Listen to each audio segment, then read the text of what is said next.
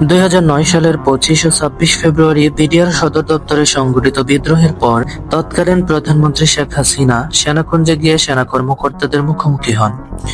ওই সময় সেনা কর্মকর্তারা অত্যন্ত উত্তেজিত অবস্থায় ছিলেন।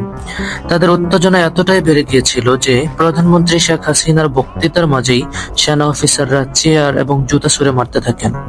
অবসরপ্রাপ্ত লেফটেন্যান্ট জেনারেল আমিন তার সাক্ষাৎকারে ওই দিনের চাঞ্চল্যকর ঘটনা তুলে ধরেছেন। তিনি বলেন, সেনাকুঞ্জে প্রায় 1500 কমান্ডো কর্মকর্তা উপস্থিত ছিলেন এবং তাদের মধ্যে উত্তেজনা এতটাই প্রবল ছিল যে এক পর্যায়ে প্রধানমন্ত্রীর বক্তৃতা চলাকালে সেনা অফিসাররা সশব্দে প্রতিক্রিয়া দেখাতে শুরু করে। এই সময় শেখ হাসিনাকে ঘিরে থাকা এসএসএফ সদস্যরা তাকে নিরাপত্তা দিতে গিয়ে পরিস্থিতি আরো করে তোলে।